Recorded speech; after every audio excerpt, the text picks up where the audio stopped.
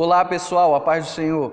Estamos na nossa sétima lição e o tema dessa lição é derrotando o primeiro inimigo.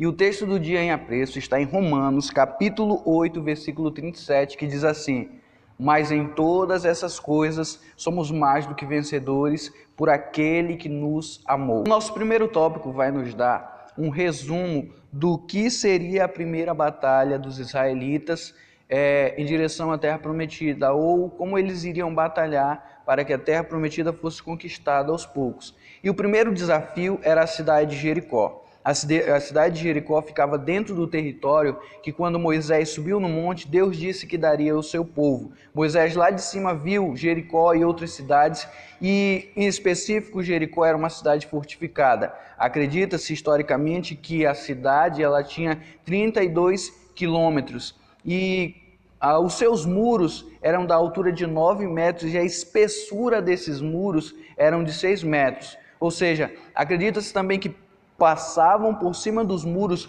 dois carros de guerra do exército de Jericó passavam em cima daqueles muros. Ou seja, a cidade acredita-se que era intransponível. Os muros pareciam que jamais seriam derribados, que a cidade era fortificada demais, que ninguém poderia invadi-la. E nós vemos aqui que lá na terra de Jericó existem homens de guerra, existem homens fortes, corajosos, existem homens que possuem lança, que possuem espada, que possuem armas que eram diferentes das armas do povo de Israel. Vemos também que o seu rei era um rei mau, um rei cruel. Quando os espias vão até Jericó para espiar a mando de Josué, eles precisam se esconder e se escondem na casa de Raabe. Raabe, ela entende que há um perigo iminente e há um perigo muito forte e que se aqueles dois espias fossem pegos, eles, depois de contarem o plano de Israel, seriam mortos, porque o rei era tremendamente cruel. E nós vemos isso quando o rei diz para os seus soldados irem atrás dos dois espias. Os dois espias eles precisam ficar escondidos em um monte pelo período de 3 dias, para que os soldados eles voltem a Jericó e eles possam partir em segurança. Porque o ódio, porque a maldade estava instaurada no coração daquelas pessoas, ou seja, as pessoas daquele lugar não estavam brincando quando se tratava de um povo, de pessoas que tentassem invadir o reino. Nós vemos aqui então que a cidade de Jericó é uma cidade fortificada, é uma cidade que tem um grande exército, é uma cidade que possui armas bélicas, que possui carros de guerra. E, jovens, esse ponto é importante porque fala da dependência do povo de Israel a Deus. Eles entendiam que os reis e que os soldados eram manipulados pelo desejo do coração de Satanás, desejos estes maldosos, cruéis, porque Israel era o povo eleito de Deus e Israel entendeu que eles precisavam da presença de Deus para vencerem e para alcançarem a vitória. Na nossa vida não é diferente. Temos sonhos, temos projetos, temos objetivos e precisamos entender que precisamos da amizade de Deus, da companhia de Deus. Precisamos ter Ele como nosso amigo, porque o nosso inimigo, ele quer matar, roubar e destruir. E ele sabe que nós somos escolhidos pelo Todo-Poderoso e a todo tempo vai tentar nos abater, a todo tempo vai tentar nos destruir. E nós precisamos entender que o Todo-Poderoso pode nos proteger, nos guardar e nos dar a vitória para a honra e glória do seu nome. Deus sempre nos estimula e Deus estimula o povo de Deus com promessas. Deus estimula a igreja, os seus servos, como estimulou o povo de Israel com promessas. A promessa feita a Israel era: vocês têm uma terra, essa terra vai ser prometida a vocês e lá é uma terra que mana leite e mel. Lá as bênçãos são abundantes. Essa é a promessa ao povo de Israel. Só que na caminhada, a caminhada da conquista para essa terra, haveriam batalhas, haveriam guerras. Josué e todo o povo de Israel está em frente o seu inimigo e ao mesmo tempo está à frente de sua conquista, da sua vitória, da sua promessa. O povo passou 40 anos no Egito e 6 dias esperando uma ordem divina para que pudessem atacar, pareceu uma eternidade para eles. Mas Deus naquele momento estava provando a capacidade de obediência deles, a capacidade de serem fiéis à ordem divina. Josué havia tido um encontro com Deus e Deus, através dele, falava com o seu povo e dava ordens. Josué teve uma estratégia. Ele disse: nós podemos enfraquecer o povo de Jericó. Enfraquecendo o povo de Jericó, como? Eles não entram e eles não saem.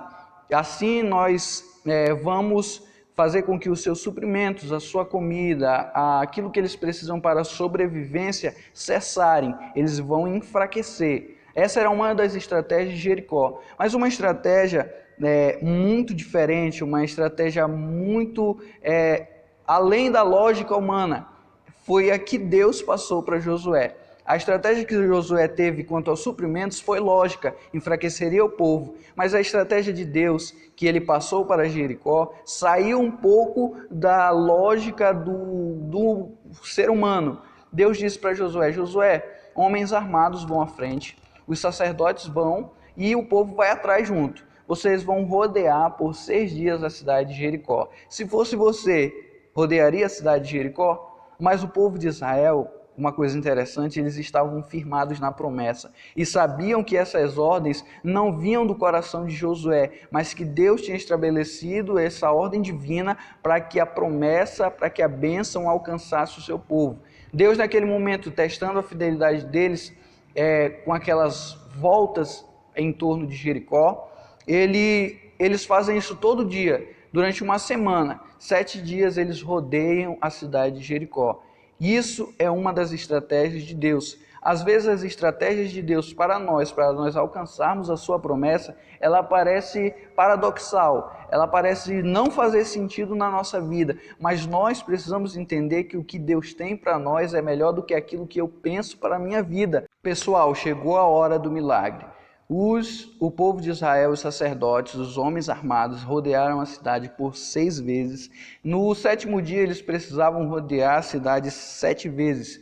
E essa era uma ordem dada por Deus, uma ordem de Josué ao povo. Ele disse: vocês não vão gritar até que os sacerdotes toquem longamente as buzinas. Eles vão mais uma vez para rodearem a cidade. Eles rodeiam a cidade. Josué dá ordem aos sacerdotes para que toquem as buzinas longamente. Quando o povo ouve que os sacerdotes estão tocando as buzinas, eles começam a gritar, eles começam a talvez bater palmas, bater o pé no chão, não sei. Mas o sinal de Deus, a vitória do povo de Israel, está a alguns segundos, eles gritam fortemente e as muralhas começam a ruir. Não se sabe qual foi o mecanismo que Deus usou para que isso acontecesse, mas o fato é que as muralhas de Jericó começaram a ruir. Acredita-se que as muralhas elas não poderiam cair, porque se caíssem para fora, destruiria o povo de Israel. E se caíssem em direção à cidade de Jericó, o povo de Israel ficaria sem o despojo. Ou seja, Deus fez com as suas próprias mãos as muralhas ruírem, as muralhas serem enterradas no chão para que o povo de Jericó fosse vencedor. Nós precisamos entender aqui que ali dentro há um remanescente fiel. Ali dentro há um remanescente que, em meio a uma cultura pagã, em meio a um povo de prostituição, de adultério, onde a lascívia impera e todo e qualquer tipo de maldade reina, havia uma mulher que creu no Deus de Israel, que teve inteligência, que teve sabedoria para acreditar que o Deus de Israel era o único Deus, que era o Deus vivo, era o Deus todo-poderoso. Raabe, com toda a sua família, foi salva ali naquele lugar, porque o plano de Deus com a vida do povo de Israel sempre foi a salvação de outros povos. Infelizmente, os povos não quiseram atender à chamada de Deus para perto de si, mas Raabe, no meio da nação de Jericó, entendeu que o Deus de Israel era a sua salvação, que o Deus de Israel era a mudança da sua vida e a transformação da sua casa. Nós precisamos entender aqui que o mesmo acontece hoje na nossa vida. Os nossos inimigos não é o nosso próximo, os nossos inimigos não são os nossos irmãos. Quando olhamos para a Bíblia Sagrada, vemos que a nossa guerra ela está no âmbito espiritual. E no âmbito espiritual nós precisamos lutar com armas espirituais. Vemos que o povo ele precisava cortar a fonte que supria as necessidades das pessoas, do soldado, do exército em Jericó.